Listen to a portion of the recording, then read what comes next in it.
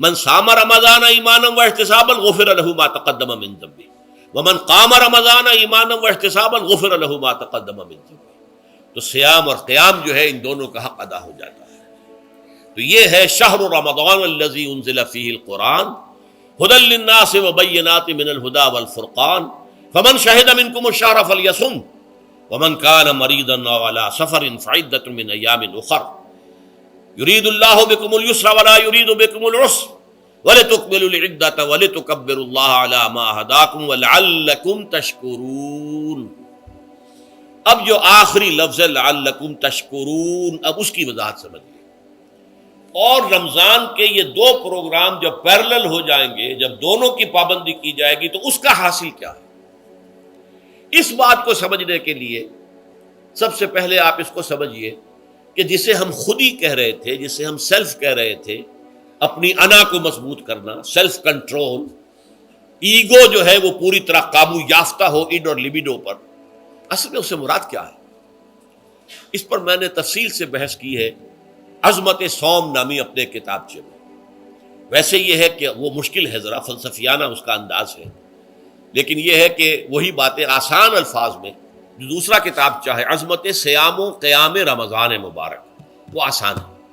اگرچہ یہ دونوں بہت ہی محدود تعداد میں ہمارے پاس ہیں، لیکن یہ کہ میں نے ذکر کر دیا، جو حضرات لینا چاہیں وہ لے لیں. لیکن یہ ہے کہ اس میں اصل پس منظر کیا ہے. دیکھیے، ہمارا جو وجود ہے انسان کا، یہ کمپوزٹ ہے، مرکب ہے. ہمارے دو وجود ہیں جو جوڑ دیے گئے.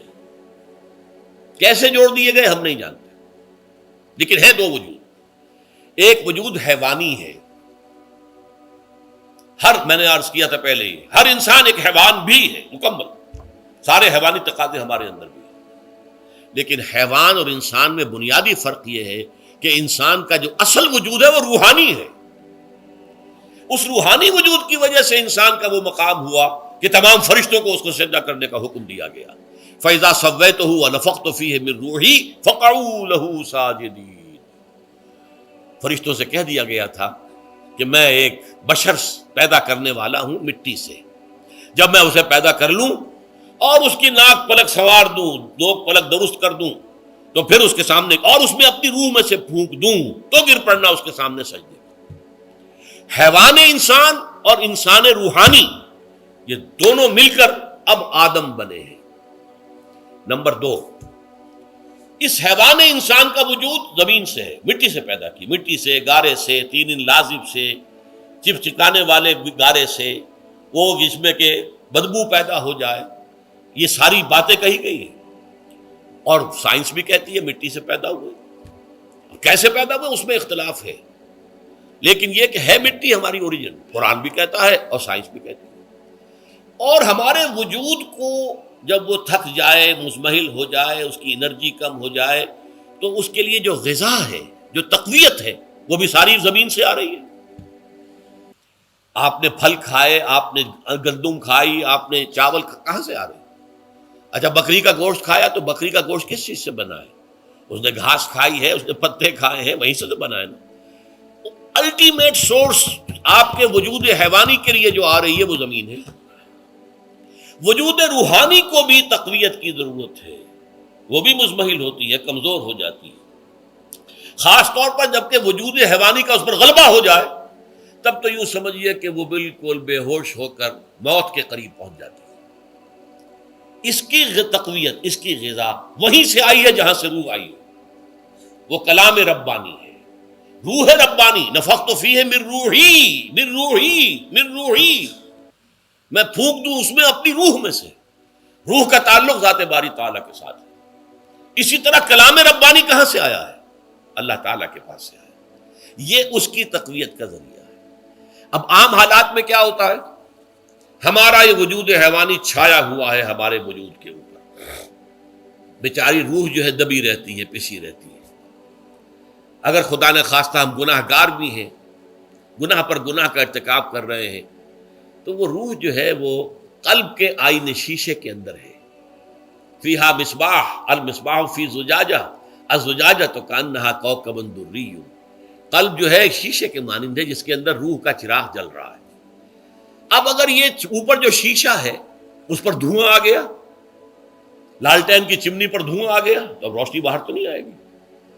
اگر انسان گناہ کرتا ہے تو قلب پر رین زنگ آ جاتا ہے، یا حضور نے فرمایا ایک داغ لگ جاتا ہے، اور گناہ کرتا ہے اور داغ لگتا ہے، اور گناہ کرتا ہے اور داغ، یہاں تک کہ بالآخر پورا قلب سیاہ ہو جاتا ہے. اب وہ روح اندر بند ہو گئی، وہ دفن ہو گئی. اس کے لیے اب ضروری ہے کہ اب ایک پروگرام ایسا دیا جائے جو ریورس ہو جائے. دن میں روزہ رکھواؤ تاکہ وہ جو اینیمل انسٹنکٹس ہے وہ دبے. تو جب یہ وزن جو ہے اس کے اوپر کم ہوگا تو کچھ سائی آف ریلیف اسے ملے گی. جیسے بے ہوش آدمی پڑا ہے، اسے کوئی ہلکا سا ہوش آ رہا ہے، آپ نے پانی کے کچھ چھینٹے دیے، اس کے بعد آپ نے رات کو کھڑے ہو کر قرآن کے انوار کو اتارا.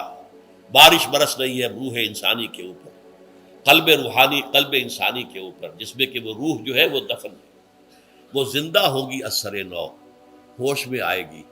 اور ہوش میں آئے گی تو دو کام ہوں گے. ایک تو اسے قرآن کی عظمت کا احساس ہوگا، یہ قرآن میری حیات تازہ کا ذریعہ بنا ہے. میں دب گئی تھی، میں پس گئی تھی، میں بے ہوش تھی، میں نیم مردہ تھی. اس قرآن کی بارش نے، یہ ترشح جو ہوا ہے مجھ پر، اس نے مجھے حیات تازہ عطا فرمائی.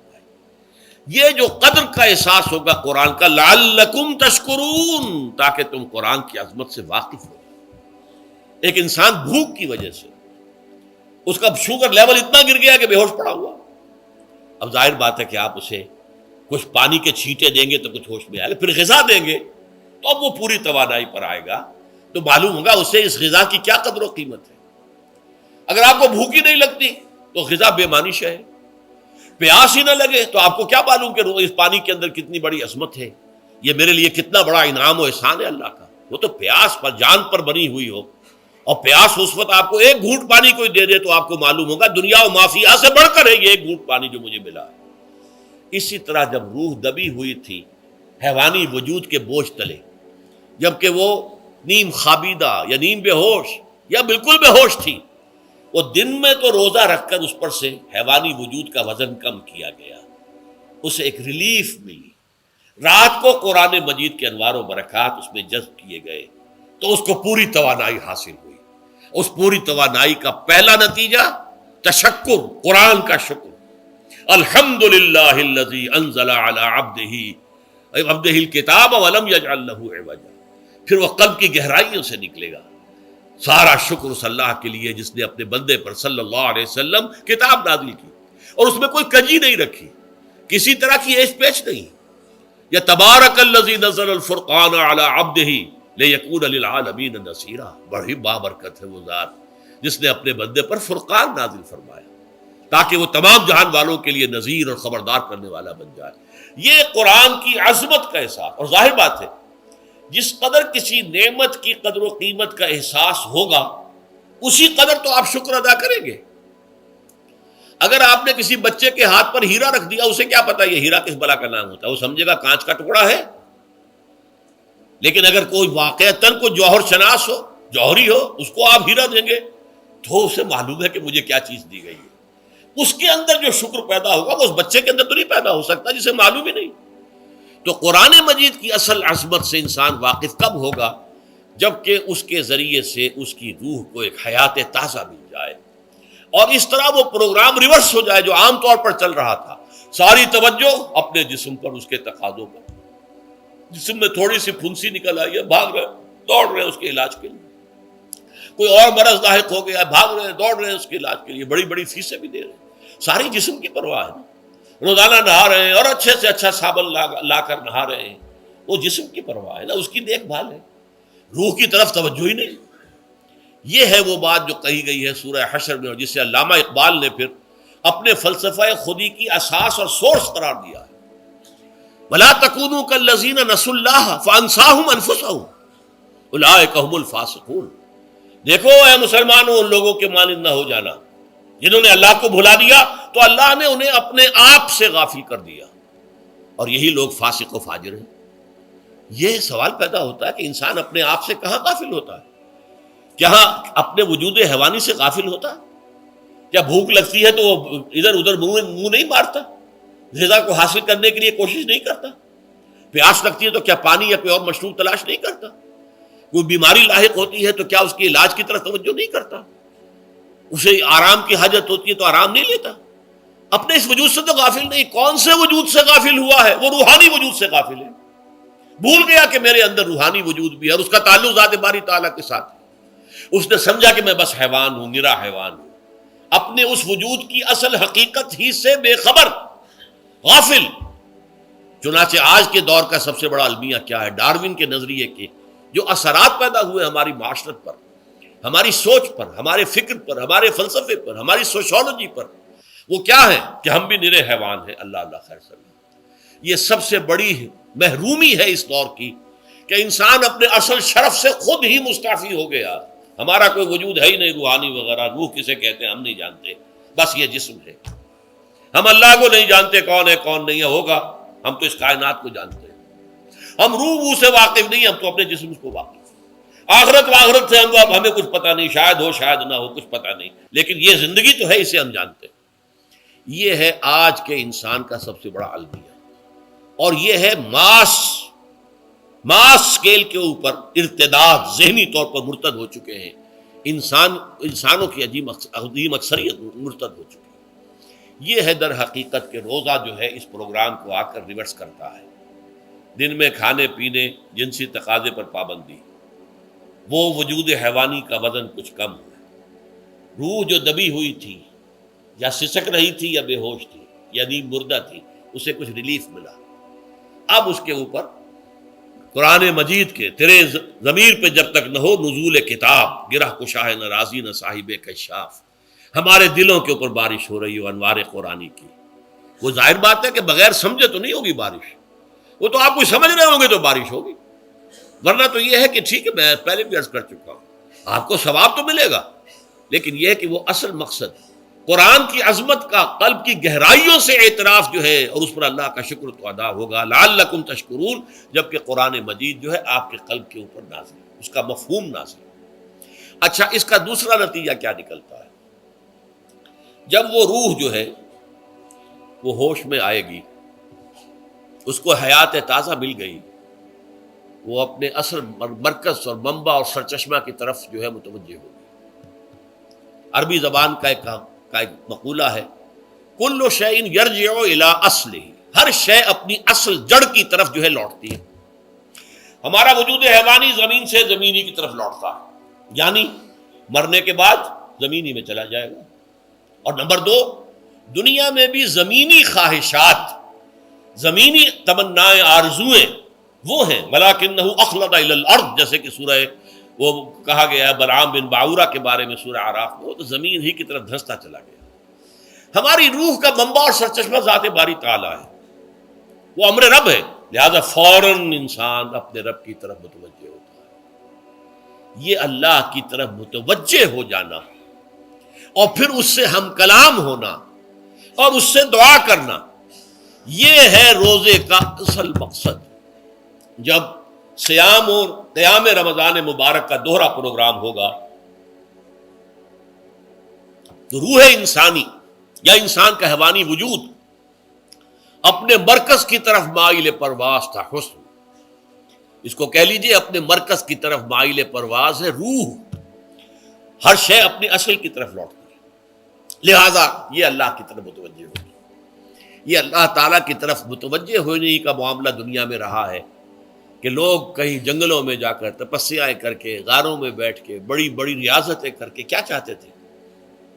مجھ کو ہے تیری جستجو، مجھ کو تیری تلاش ہے، خالق میرے کہاں ہے تو، مجھ کو تیری تلاش ہے. میں نے یہ نظم جو ہے تقریباً 6 سال جو ہے ہر روز صبح، ہمارا جو ہائی اسکول تھا اس میں جو صبح پریئر ہوتی تھی، لوگ سب جمع ہوتے تھے، پورا اسکول جو ہے اس کے ہمارے طلباء، تو یہ نظم جو ہے پڑھی جاتی تھی. مجھ کو ہے تیری جستجو، مجھ کو تیری تلاش ہے، خالق میرے کہاں ہے تو، مجھ کو تیری تلاش ہے. روح انسانی چاہتی ہے اللہ کا تقرب، اللہ کے قریب ہونا، اللہ سے رشتہ استوار کرنا. یہ وجود حیوانی حائل ہے اس کے راستے میں. یہ حیات دنیاوی اس کے لیے پنجرا بن گئی ہے. اس روح کے لیے یہ ایک در حقیقت ایک قید خانہ ہے. جیسے کہ حضور نے فرمایا کہ دنیا سجن المومن و جنت الکافر، مومن کے حق میں یہ دنیا قید خانہ ہے، اس کی روح جو ہے یہاں آ کر اس جسد حیوانی کے اندر جو ہے وہ دفن ہو گئی ہے، قید خانہ ہے، اس پنجرے میں بند ہو گئی ہے۔ تو لیکن وہ کافر کے لیے یہی باغ و بہار ہے، یہیں پر عیش کرنے ہیں، یہیں پر مزے لوٹنے ہیں۔ تو اس سے در حقیقت ریلیف ملتا ہے، تو انسان متوجہ ہوتا ہے اللہ کی طرف اور دعا کرتا ہے، اللہ سے ہم کلام ہوتا ہے۔